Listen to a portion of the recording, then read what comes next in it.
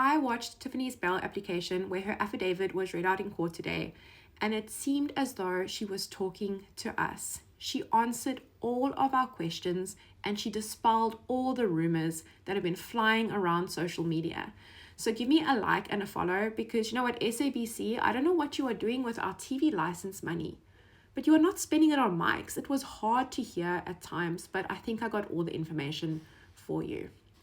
Now, I'm going to be referring to Tiffany Meek as Tiffany from now on. I know the Meek doesn't like me using the name, but for this statement I will, because this is how she is charged, right? So Tiffany Meek is innocent until proven guilty in a court of law. These are all allegations against her. As she stands right now, she's innocent. And you know what? Her defense attorney, Mr. Naidu, he looks very competent. And I think he's going to give her a really good, robust defense. And I think she deserves one. Everyone in this country deserves a good, robust defense, especially about these allegations that she's leveled out against the SAPS, which I'm going to get to in part 2 of this video. Now, firstly, we're going to go through what Tiffany said in her affidavit through the timeline, because I love timelines. I've got a bit of a timeline addiction, right? So we know that Jayden Lee was picked up from school and that he spent the day at school. The school confirmed it, and the school, Royal College, has denied all these allegations of mistreatment by the private investigator who apparently said that Jayden Lee was being mistreated. So I just want you to know, Royal College has denied it. The Department of Education is busy probing, and you know what, when they release the investigations of their probe, I will cover it. Now, we know at 3:30, Jayden Lee is dropped off by the driver. Keep that in your mind, because it is something that Tiffany will later on confirm. But before that, at 4 o'clock, Tiffany finishes work. Now, Tiffany is not an adult worker. She cleared that up today in court. She works as an office administrative assistant. That was cleared up in the courts, and that YouTube channel that started it, I think maybe they used the GPTs or something to fill in some gaps. I never really trusted a lot of that information in the first place about the thumping and the burning plastic. So you know what, she is just a normal office administrative assistant, and she works from home. And it's almost as though she was addressing a question I asked yesterday in her affidavit, which I found wild. I almost fell off my chair when I heard it, because yesterday in my video I asked, why didn't Tiffany phone the driver? Well, Tiffany gave us an answer, and I can get behind her answer. So according to Tiffany, when she finished work, she noticed that Jayden wasn't home. So she was WhatsApping with her mom, and she didn't have airtime, so her mom phoned the driver. And I get that. I totally get that. It happens to me all the time. I run out of airtime. I have data. I have to go get my husband's phone and phone people from there. Because you know what? One of us is an extrovert and the other one is an introvert in the relationship. I'll leave you guys to guess which one is which. So that's a really credible explanation, right, for me. And that's an explanation that I can accept. So she finds out that the driver confirmed that Jayden Lee was dropped off. Now, here's where things get really interesting. Because at 5 o'clock, Tiffany confirms with another child that was on the same transport, as well as the security at Fladhof, that Jayden had entered the complex. Now, this is interesting because Tiffany is charged with a lot of things, and one of them is defeating the ends of justice. Because apparently she pointed the finger at someone, allegedly, the transport driver. And the state didn't like this, so they've added a charge because they said, you know what, Tiffany, you made him a suspect and we searched his house.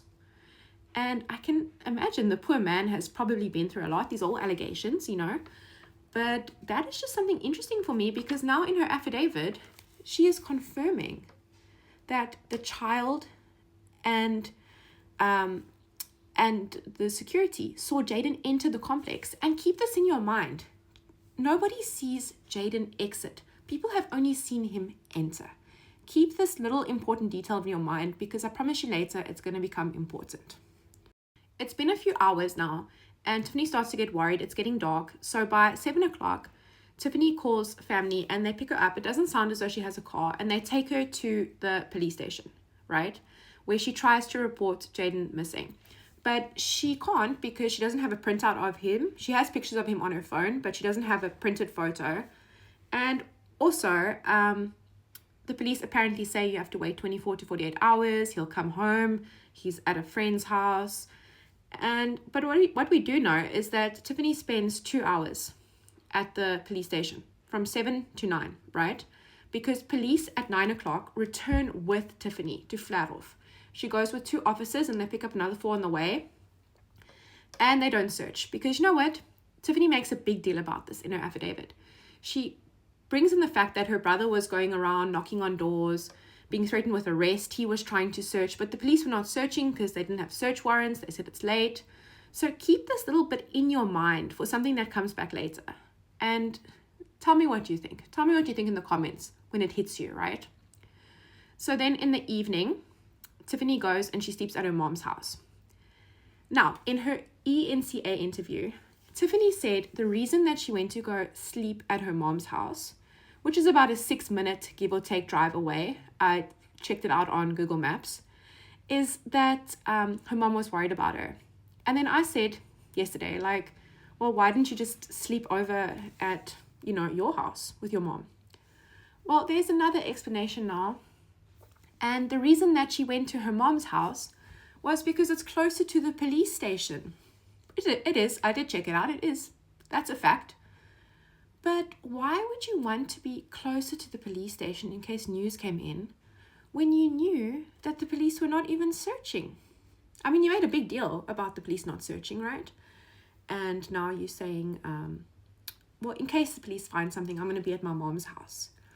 Another thing is that he's gone into the gates, but you do not know that he went out. All the reports say that Jayden entered. Not one report saying that he left, right? But you still go from the last place that he was seen to a different location because it was closer to the police who were apparently not searching. Yeah, it sounds a little bit sus to me.